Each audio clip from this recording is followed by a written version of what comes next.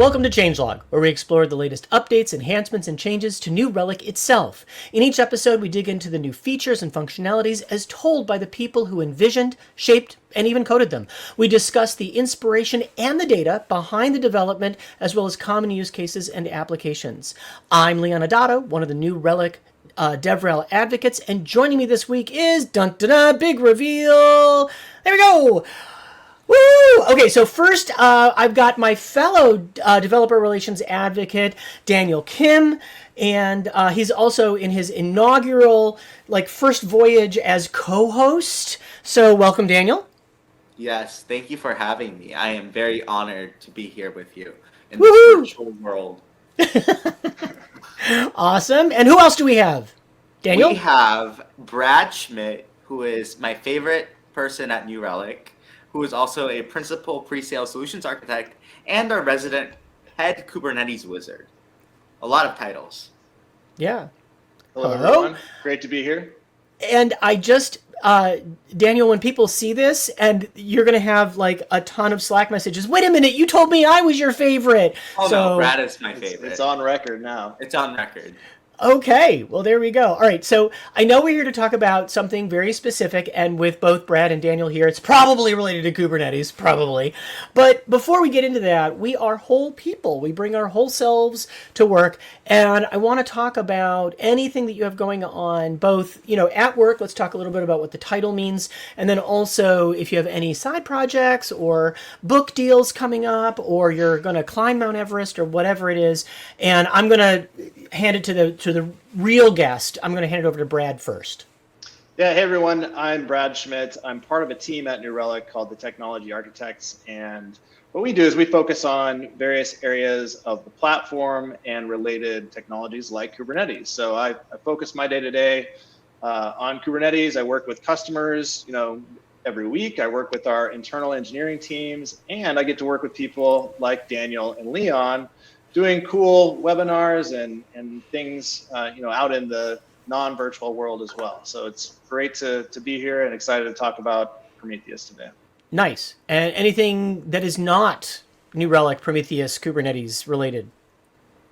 Yeah, I'm just getting ready for the holidays. Lots going on. And I bought a new house recently. So that's been taking up a ton of my time outside of work, just making sure, paint gets on the walls and tools get purchased and things like that. Got it. Well, okay, wonderful. And congratulations on your new home ownership. Thank you. All right, Daniel, let us have it. Who are you and what do you do here?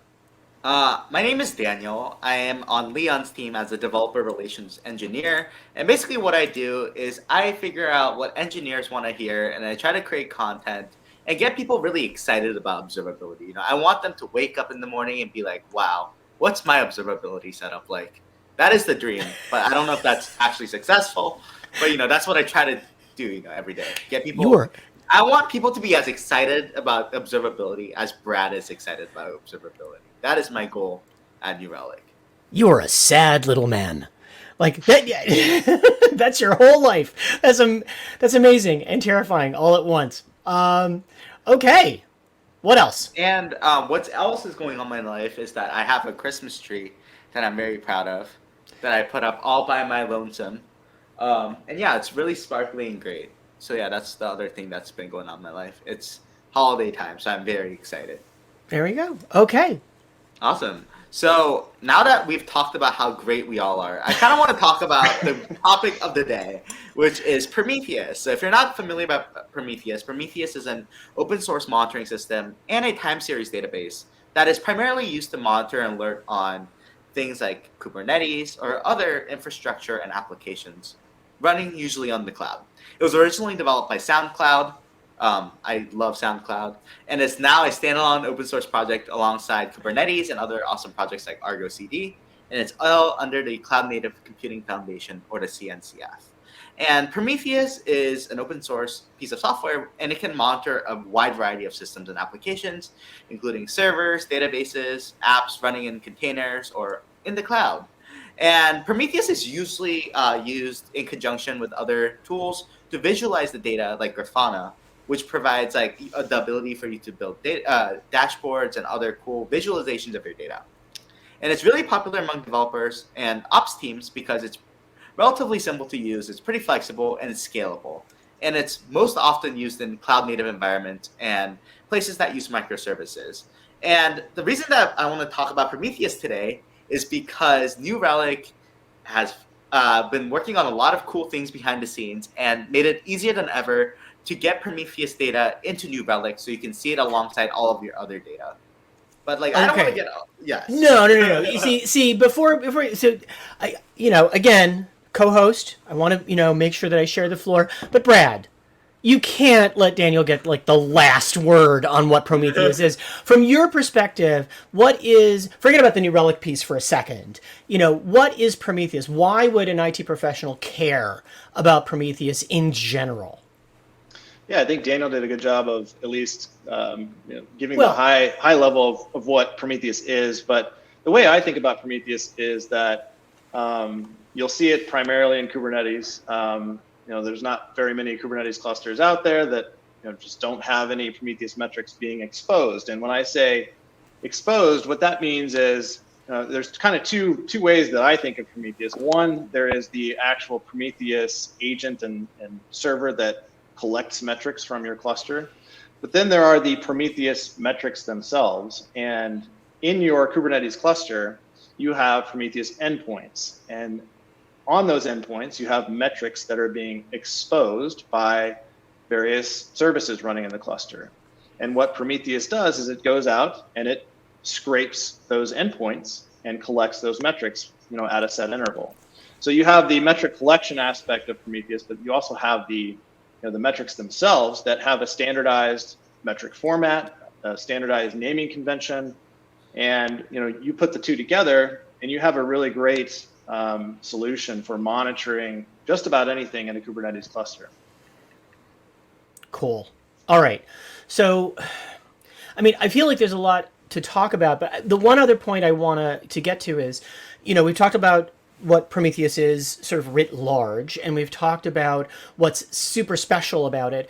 But when it comes to New Relic, right? Our thing is monitoring and observability, but why? Why don't people just use whatever Prometheus comes with to do that stuff? What is New Relic bringing to the table now? Yeah, I can take that real quick, and then Daniel, feel free to jump in if I miss anything. I think Prometheus itself is it's a metrics solution. It allows you to collect and visualize metric data. But when you think about New Relic collects metrics as well, or has the ability to ingest metric data. But there are other observability data types that we can bring into our platform, like events, logs, and traces.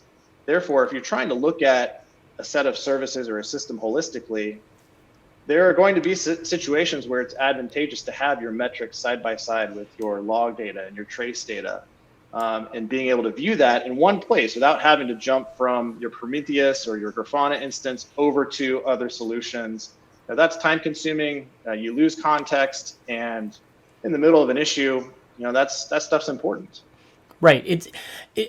I've heard in the past it referred to as swivel chair integration, where you have multiple screens or multiple panels up there, and the only way to put it all together is just to swing your chair really fast side to side and hope that you can see it all. So, we're trying to get over that swivel chair integration kind of thing that IT folks tend to do sometimes.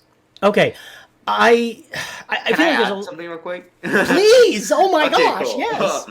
Yeah. So another issue when it comes to rolling your own, when it comes to Prometheus and Grafana, is that if something goes wrong in the actual servers that are hosting your Prometheus instance or like your Grafana instance, you have to have engineers go fix that, and those are engineers that you could have working on your core product. So it's all about also like not having to have an entire team dedicated to maintaining all of this infrastructure for observability. And at large companies, there are whole teams or sets of teams dedicated to just maintaining the open source stack. So at that point, it might be more financially and kind of mission, like it benefits your mission better if you just have your engineers building on the actual product and leave the observability to like the people who do observability all day, like New Relic. That's gonna be our new logo. Leave the observability to us. Like, exactly. Okay, cool. Love it. So I feel like there's a lot more philosophically we could talk about, but at this point, I just want to see it. So who's going to run the demo today? All right, before we get into the demo, I want to talk a little bit about how our data collection mechanism works. So what is it? How do you get it installed into your cluster? And then we'll walk through what the end result looks like. So I want to talk a little bit about Prometheus agent mode. So I have a diagram on my screen here. It kind of outlines what you install into your Kubernetes cluster when you install the Prometheus agent through our Helm chart, which we'll provide a link to.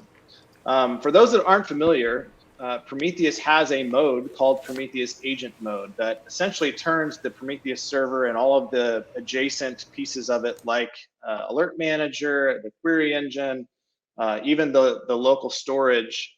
It basically disables all of that and just turns it into a lightweight agent that can scrape Prometheus endpoints in your cluster. And then it leverages remote write to send those metrics to an external destination. And one of those destinations can be New Relic. So you can see that we've highlighted New Relic's remote write endpoint using the green fancy cloud bubble on the right. So this is the open source Prometheus agent that we are deploying to your cluster. But what we're doing is we're wrapping that with a lightweight configuration layer. So when you install this, you're providing your New Relic license key, you're providing a Prometheus server name or a cluster name, and then you have the option to add some additional configuration to that. And what we do is we take that configuration that you're providing in a YAML file, and we turn that into a Prometheus server configuration file, which is also YAML. But we do some additional decoration to that for you. So if you've never used Prometheus before, this is going to make it much easier and faster to get up and running with the right settings in place. And at that point, you've deployed Prometheus agent mode, which is open source, to your cluster, and you're remote writing metrics to New Relic that we are scraping from any endpoint that you have exposed. So hopefully that's a decent explanation of Prometheus agent mode and how it works. Daniel, from your perspective, did I miss anything here? Oh, no, I think just letting people know that Prometheus agent mode exists is really important, because you don't want to be running the non-agent mode when you're just using it to forward your Prometheus data to another place, So I think I'm so happy that you explained it so well to our audience. Awesome. I'm happy as well. Let's go ahead and look at... You're making him blush, Daniel. I know. Yep. So now that we've discussed what you're installing into your cluster, a little bit about Prometheus agent mode and how we configure it, I want to just jump into a demo and look at the end result. So where do you find these metrics in New Relic once things are up and running? So I'll come out of full screen here, go to my New Relic account, and in the left nav, you'll see metrics and events. So I'll pull up this UI and I'll look for Core DNS. I know I have that running in my cluster. I see a list of Core DNS metrics here. And let's say I wanted to look at Core DNS requests. Let's just look at a count of all requests running in the cluster. I see some data, and I want to go ahead and just group this by pod. So we're looking at each individual instance of Core DNS running in my cluster. So this is a quick and easy way to validate that I'm able to see metric data in my New Relic account. I'm ingesting data just fine. Therefore, I can then transition over to what we call our Quick Start library. So for those that aren't familiar, a Quick Start is a collection of dashboards and alert conditions and documentation related to a specific integration. So in this case, Core DNS. But we're planning on building out this library even further to include other quick starts that you'll see commonly in a Kubernetes cluster, like Istio and Traffic and Calico, MySQL, Nginx, just to name a few off the top of my head. So we have a handful of these available today. We're going to be building more of these out in the future. So let's go install one together. There's a couple ways to do this. You can either go straight to add data in the upper left, and that will bring up this UI. Or if you just go into dashboards and you go to create a dashboard, this kind of takes you to the same place. So I want to browse the pre-built dashboards. And since we were just looking at Core DNS, I'll look for Core DNS in the search, and sure enough, I have a Core DNS dashboard available to install. So this gives me a little bit of information about that dashboard. I select the account that I want to install this into. If I haven't already set up a data source, this will guide you through that. So we support both Prometheus Remote Write from an existing Prometheus server that you might already have running in your cluster. I'm not running Prometheus server, but I am running Prometheus agent mode, which I've already installed. So I can skip this step as well. But we help you get your data sources set up before installing this dashboard. And then we install the dashboard for you. So we've created the dashboard for Core DNS. And if all goes well, I should see some data populated. And sure enough, there we go. So just a few things to point out here. We also recently released template variables for New Relic dashboard. So if I had, say, more than one Prometheus server reporting into my New Relic account, I could select that instance from the dropdown. Or if I wanted to filter this dashboard to a specific Core DNS endpoint, I could do that as well. That was actually something that we talked about in a previous changelog, was the template variables, that you could actually have one dashboard, but based on a variable that was coming from someplace else, that dashboard might be showing different information. So that's just a really cool piece. And just to clarify for the audience, it's not part of our, new Prometheus features or offerings. That's something that's available across the spectrum of New Relic things, the dashboard variables, along with query variables and a whole bunch of other variables, because we're devs and we love our variables. But anyway, sorry, I didn't mean to distract. But yeah, it is really cool. And again, one of the things that has always struck me about New Relic is getting to this stuff is sometimes ridiculously easy. Yeah, and that's the key here, is that we realize that there are many different types of Prometheus metrics or sources for Prometheus data that you might have in your cluster. So we want to build up a library that makes it quick and easy for you to go out and get a dashboard on day one, get some basic alerts that you can then customize and configure without having to build everything from scratch. And so the variables obviously make this even more dynamic, useful across the entire platform. But this is an example of a Core DNS quick start dashboard based on Prometheus metrics. And so you can see we even have tabs here across the top, so I can look at request, response, and cache metrics if that's of interest to me.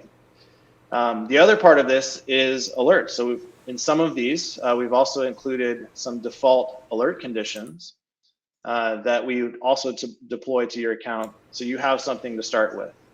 So if I go out to my alert conditions here, I should have a Core DNS policy ready to go that I can go in and I can tweak and modify some of these conditions. But this is a great place to start.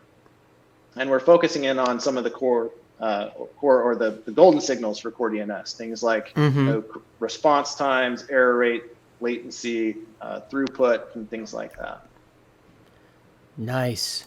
And as long as we're here looking at alerts, I always like to remind people that, as a vendor, we include alerts for two reasons. One, we sometimes think they're a really good idea, but two, sometimes we want you to know that it's possible, and we hope that you will take the samples that we've included and build off of them, or say, oh, wow, I didn't realize that I could grab this or do this thing. And so you'll build your own things here. Don't think this is the be-all, end-all of Prometheus Core DNS alerts. Like, this is everything I'm ever going to need. No. You could make more. We just want to get you started along the way. Very cool. Just to kind of close things off here, I wanted to just kind of showcase the Quick Starts library. You can find this either in product, like I demoed, or if you go to newrelic.com/instant observability, we provide an easy search. So if I just put Prometheus in here, you'll see we've got other Quick Starts out here for Calico, CockroachDB, etcd, Redis as well, Nginx, and this is the place where you can go and find anything new that we publish to this catalog. And I'll also mention that this is open source. So if you're a dashboard guru, a Prometheus guru, and want to contribute a dashboard to our library, you're able to do that as part of our open source Quick Starts repo. Got it. And CockroachDB. I'll fully admit, Prometheus is completely new to me, so I'll be the slow guy in the room. But CockroachDB, like, naming things is hard, I guess. It can be, yeah. I mean, They made it CockroachDB, so it's hard to kill. Like, that's the point of the database. It's like it's duplicated everywhere. It's hard I think it's to clever. kill. Or is that you should never put it on raid? Uh, Sorry, dad joke. Just had to go there. Good pun for Okay, today. yeah, all right. Okay, so I think that takes us to the lightning round, which is just any final thoughts or ideas that you might want to leave the audience with. I'm going to start. First of all, it was a revelation and somewhat of a disappointment to find out I am not, in fact, Daniel's favorite person. But I'm still very, very happy that he's going to be he's going to be one of the hosts on Changelog going forward. It's delightful for a variety of reasons, including my workload. But more relevant, I think, is that one of the main points of our entire conversation today is that the data's out there somewhere, that even something that is as nuanced as Kubernetes or as vast as Prometheus seems to be, that there is data and there are simple and robust ways to go get at it. So that would be like one of the final thoughts I'd want people to walk away with. Daniel, how about you? I think that I am very excited. Well, I don't think that. I am very excited to have New Relic support more and more open source sources of data. And I'm so happy that we are making so many cool improvements to Prometheus. So try sending us New Relic your Prometheus data. It's like really easy to get started and configure your existing setup or your like your applications in the cloud and have it send Prometheus data into New Relic with our distro of the Prometheus agent. There's Daniel with the CTA. I know, right? Product marketing is in me, you know. Like, Perfect. Brad, do you have any other thoughts that you want to leave our listeners and viewers with?